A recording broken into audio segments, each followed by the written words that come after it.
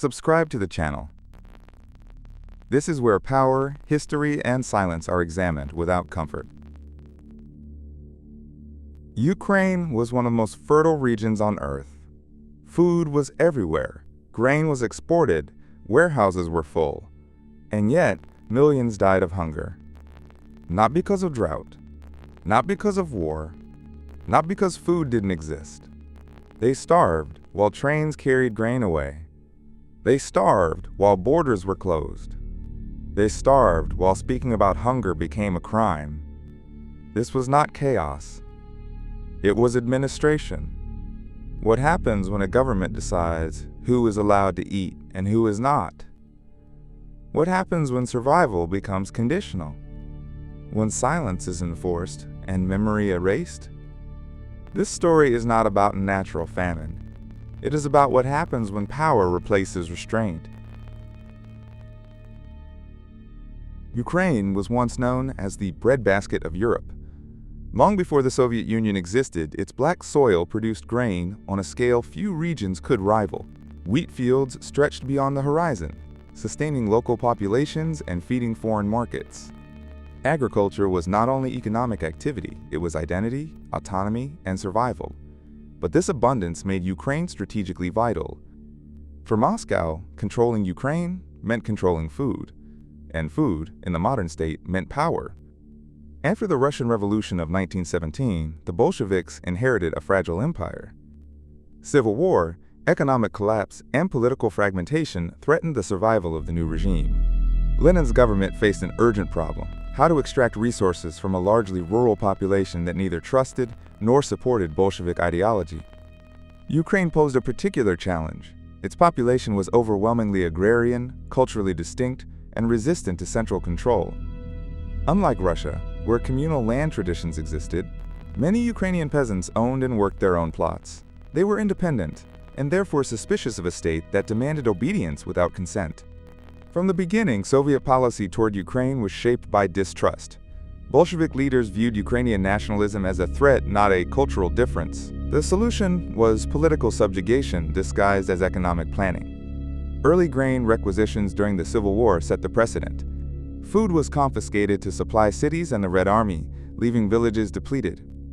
Resistance followed. Repression escalated. A cycle was formed. Resistance justified coercion. Coercion deepened resistance. By the late 1920s, Stalin inherited this unresolved tension. Unlike Lenin, he did not believe compromise was possible. To Stalin, Ukraine was not simply an agricultural region, it was a problem that needed to be broken. The stage was set long before the famine began. What followed was not accidental scarcity, it was policy. In 1929, Stalin launched one of the most aggressive social experiments in modern history: forced collectivization. Private farms were abolished.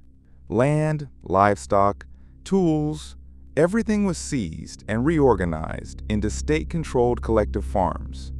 The official narrative promised efficiency and equality. The reality was violence, chaos, and fear. For Ukrainian peasants, collectivization was not reform. It was invasion. Those who resisted were labeled kulaks, a term deliberately vague. It no longer meant wealthy farmers.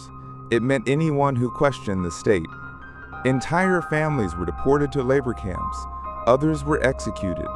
Fear became the organizing principle of rural life. Production collapsed almost immediately. Experienced farmers had no incentive to work. Livestock was slaughtered rather than surrendered. Seeds were confiscated, yet quotas increased. The Soviet state demanded grain that no longer existed. Still, Moscow refused to acknowledge failure. Instead, it blamed sabotage. Ukrainian peasants were accused of hoarding, nationalism, and counter-revolution. The more food disappeared, the more aggressively it was demanded. By 1931, warning signs were undeniable. Reports of hunger reached party officials. Local leaders pleaded for relief. Stalin ignored them. Grain exports continued. Food was leaving Ukraine while Ukrainians starved. This was not miscalculation, it was prioritization. By late 1932, famine in Ukraine was no longer a looming risk. It was an unfolding reality. But what made this famine unique was not scarcity alone. It was the way hunger was administered, systematically, deliberately, and with bureaucratic precision. As grain production collapsed under collectivization, the Soviet state did not reduce its demands. Instead, it escalated enforcement. Quotas were not adjusted to reality. They were treated as political tests of loyalty. Failure to meet them was no longer an economic issue, it was a crime. Special requisition brigades were deployed across Ukrainian villages. These teams were composed of party officials, local activists, and security forces. Their task was simple: extract grain at any cost. They searched homes room by room. Floors were torn up, ovens were inspected, storage pits were dug out. Even food intended for immediate consumption was seized. What mattered was not survival, only compliance. The confiscations extended beyond grain. Potatoes, beets, livestock, seeds for the next planting season. Anything edible was taken. This ensured not only immediate hunger, but future famine as well. Villages were stripped of their capacity to recover.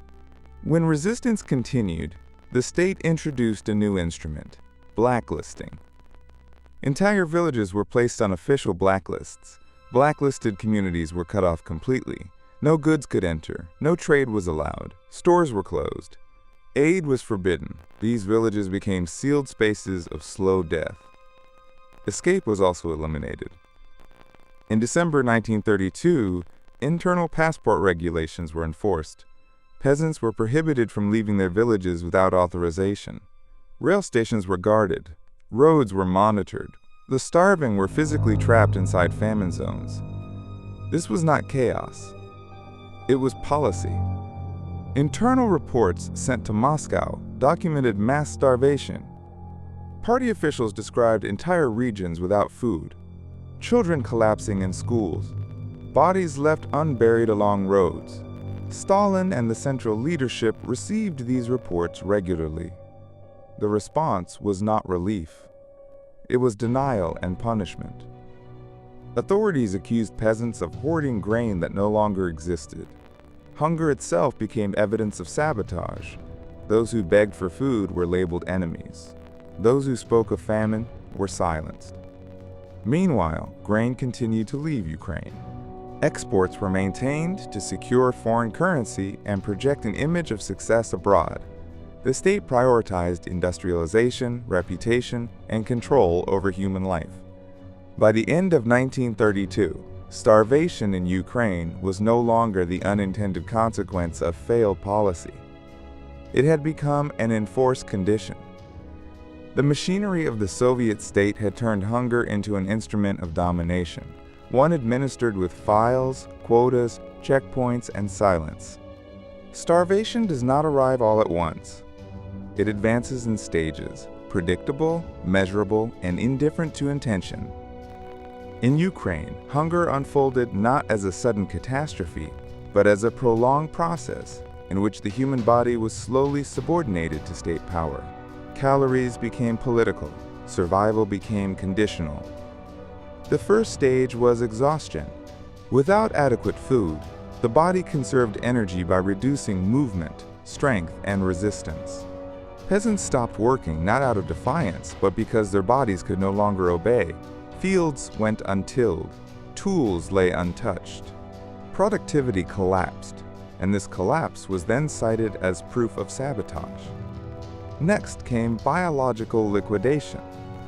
Fat reserves disappeared. Muscle tissue was consumed. Organs weakened. The immune system failed.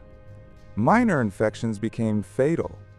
Swelling, edema spread through limbs and faces, giving the starving a bloated appearance that officials would later use to deny famine, claiming people were well fed. Children were the first to die.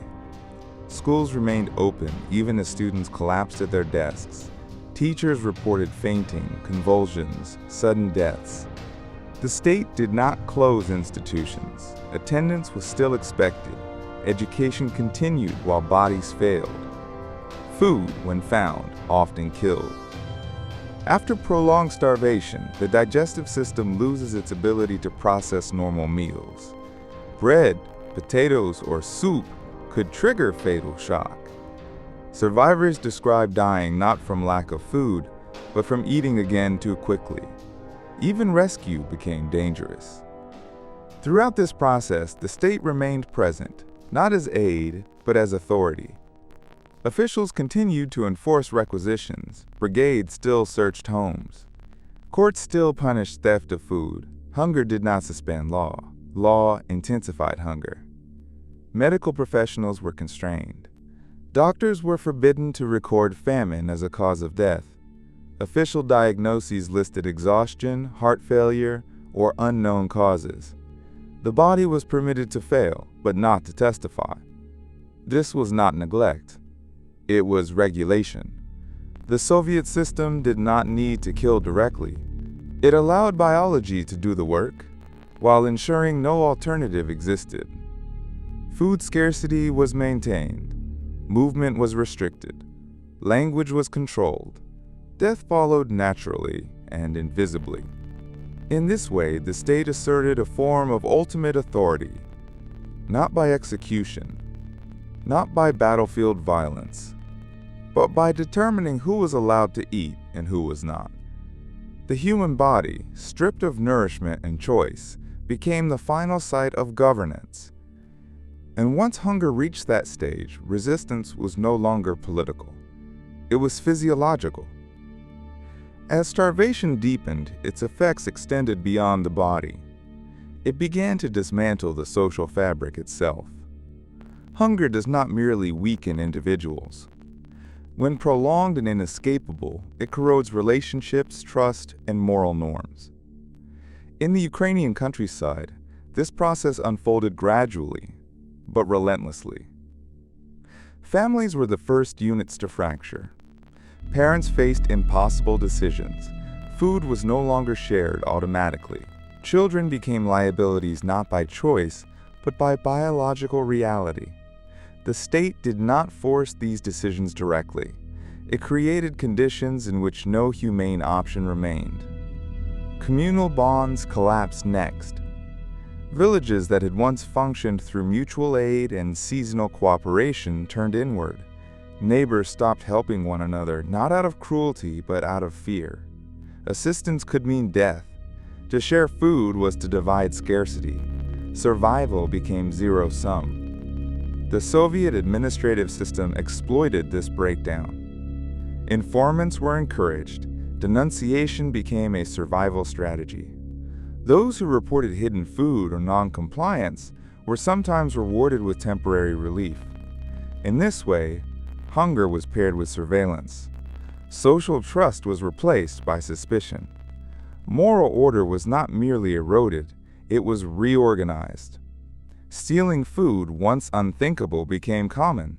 Theft was harshly punished, even when it involved children taking grain from collective fields. Courts continued to function. Sentences were issued. Law remained active, but its purpose had shifted. Not to protect life, but to enforce submission. Religious and cultural frameworks that had traditionally offered moral guidance were suppressed. Clergy were silenced. Rituals disappeared. There was no space for collective mourning, no sanctioned language for grief. Death became routine and unspoken. This silence mattered. Without public acknowledgement, suffering could not be shared or processed. Grief was privatized. Trauma became internal. The state did not need to justify starvation. It only needed to prevent its discussion. By this stage, famine had achieved something deeper than physical destruction. It had atomized society. Individuals remained, but community did not. People survived or died alone. Social identity dissolved into biological endurance. The famine did not merely kill millions. It erased the structures that allowed people to see themselves as part of something larger. This moral collapse was not incidental. It was a functional outcome of a system that subordinated every human relationship to administrative authority. When food, movement, and speech are controlled, morality itself becomes conditional. In such conditions, the question is no longer what is right. It is only who survives. By the winter of 1932-1933, starvation in Ukraine had crossed a final threshold. When all food sources were exhausted, when confiscation had stripped villages of seeds and livestock, when movement was forbidden and relief denied, the human body reached its limit. Beyond that limit, behavior ceased to be social or political. It became biological. Cannibalism emerged not as an anomaly, but as a symptom of absolute deprivation. Soviet archival documents record hundreds of cases. Local authorities reported incidents involving family members, neighbors, and abandoned corpses. These reports were not rumors. They were written by officials tasked with maintaining order in regions already collapsing. The state did not deny these acts internally. It documented them. What mattered was not the cause, but the control of information. Cannibalism was treated as criminal pathology, not as evidence of systemic failure. Individuals were arrested, prosecuted, and in some cases executed. The condition that produced such acts was never acknowledged. By isolating cannibalism as deviance, the state preserved the narrative that famine did not exist. This strategy extended beyond internal reports. Public discussion of hunger was criminalized. To speak of famine was to spread counter-revolutionary propaganda. Newspapers printed success stories of collectivization. Official statistics omitted starvation entirely. Death certificates listed vague causes: exhaustion, illness, heart failure. Language itself was regulated. The word famine disappeared from public discourse. Without language, suffering could not be named. Without naming, it could not be challenged.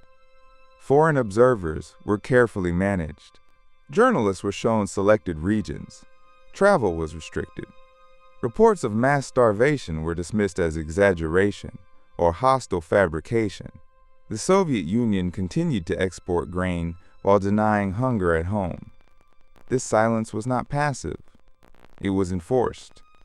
The combination of starvation and censorship produced a unique form of destruction. Bodies disappeared first. Memory followed. Survivors learned quickly that speaking meant danger. Silence became a survival strategy. Even within families, the famine went unspoken. Children who lived grew up without language to describe what they had witnessed. Trauma was internalized. The absence of acknowledgement turned private suffering into collective amnesia. Cannibalism, then, was not the most disturbing aspect of the famine. Silence was. The acts themselves revealed the depth of deprivation. The state's response revealed something else entirely, a system capable of observing total collapse and choosing to erase its meaning. In that erasure, the famine did not merely kill, it disappeared. While millions starved in Ukraine, the famine did not unfold in isolation. It occurred in full view of an international system that chose, consciously or not to see. By the early 1930s, the Soviet Union was actively re-entering the global economy. Industrialization required foreign technology, expertise, and credit. Western governments and corporations, still reeling from the Great Depression, saw opportunity. Trade agreements were negotiated. Grain exports continued. Diplomatic recognition expanded. Acknowledging famine would have complicated everything. Foreign correspondents operated under strict constraints. Travel within the Soviet Union required permission. Routes were guided. Interpreters were provided. Regions most affected by starvation were inaccessible. What journalists saw was curated. Some observers suspected the truth. Reports of hunger circulated quietly among diplomats and relief organizations. But these warnings clashed with official Soviet statements and with visible exports of grain leaving Soviet ports. If food was being exported, how could famine exist? This contradiction allowed denial to flourish. Publicly, Soviet authorities rejected all accusations. Hunger was framed as propaganda, invented by enemies of socialism. Western sympathizers echoed these claims. often portraying reports of famine as exaggerations designed to discredit a political experiment they believed in. Other actors remained silent for different reasons. Governments hesitated to jeopardize diplomatic relations. Businesses did not want contracts disrupted. Media outlets lacked definitive access and feared accusations of bias. In an era without satellite imagery or instant communication, uncertainty provided cover for inaction. The famine did not fit prevailing narratives. It was not caused by drought or war. It occurred during a period of industrial ambition and state planning. Accepting it required acknowledging that modern governance itself could generate mass death, a possibility many were unwilling to confront. As a result, the Holodomor passed without international intervention. No humanitarian corridors were established.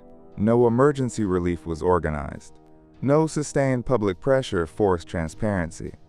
By the time information became undeniable, the famine had already run its course.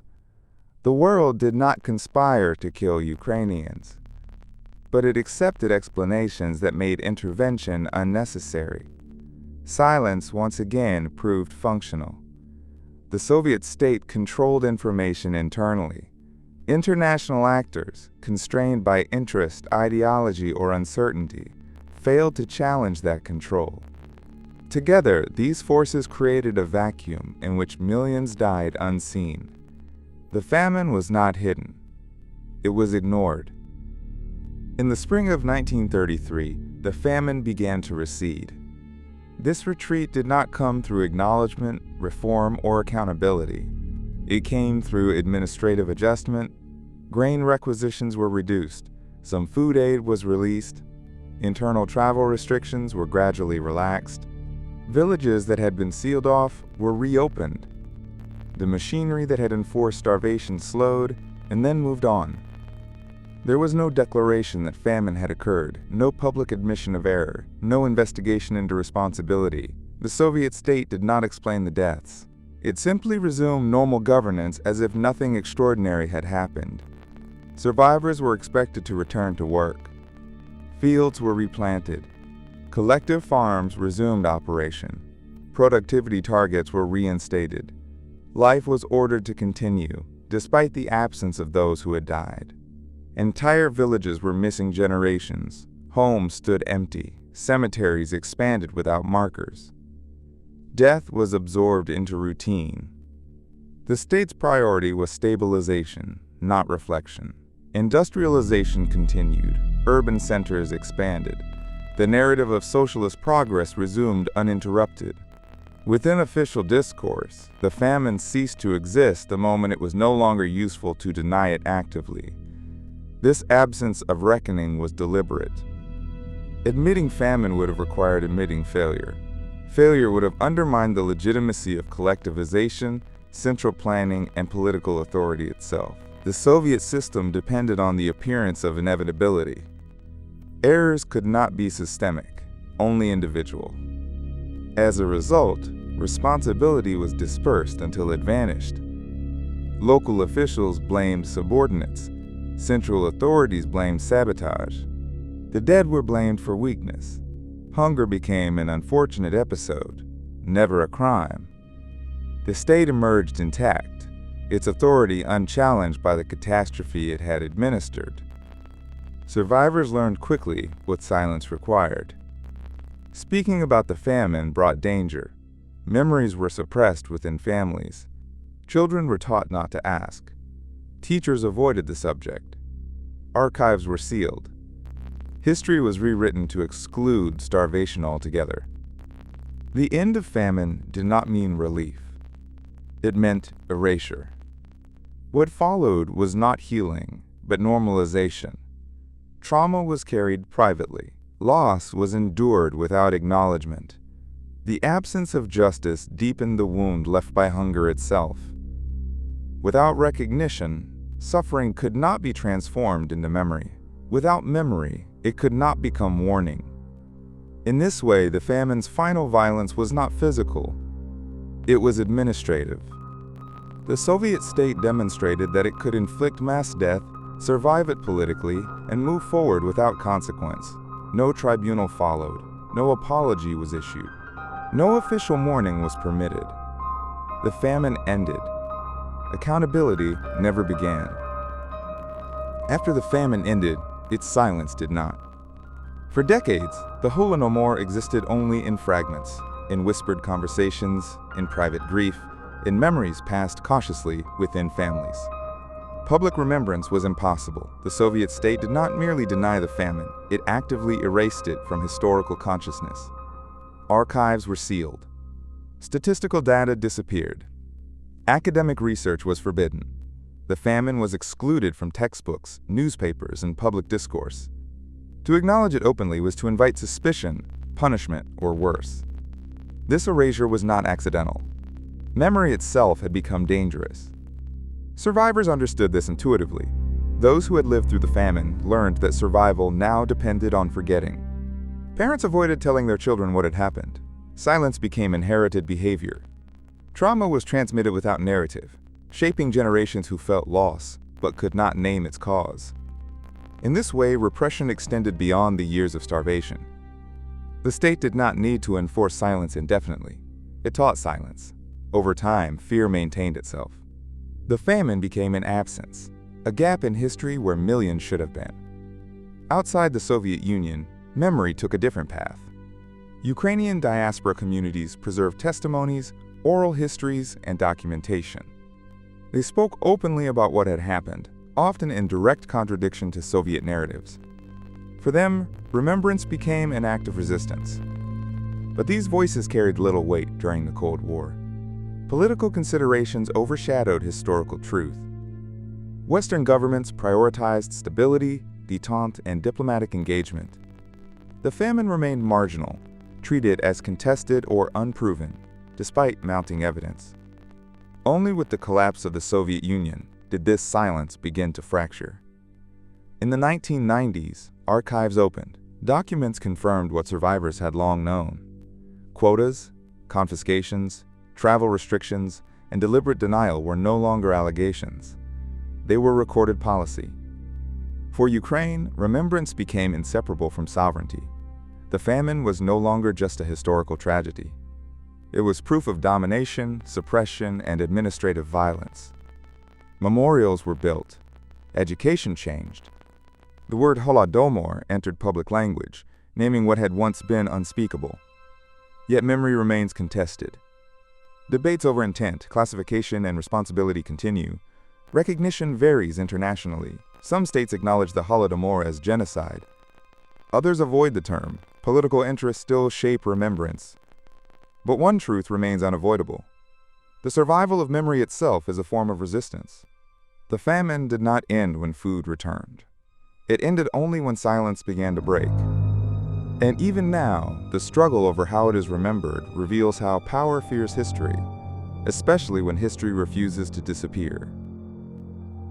The Holodomor was not a natural disaster.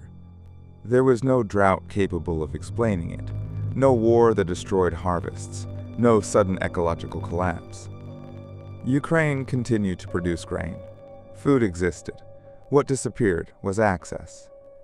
This distinction matters, because it shifts the question away from misfortune and toward structure. The famine was not caused by chaos, it was produced by order. It emerged from a system that concentrated decision-making, suppressed feedback, criminalized dissent, and treated human life as a variable subordinate to political objectives. At every stage, alternatives existed. Quotas could have been reduced, confiscations could have been halted, borders could have been opened. Aid could have been distributed, language could have acknowledged reality. None of this happened. Instead, the Soviet state demonstrated something far more disturbing, that a modern administrative system can generate mass death without ever issuing a direct order to kill.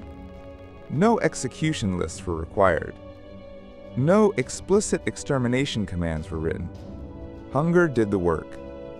The power of the state was expressed not through visible violence, but through regulation over food, movement, speech, and memory.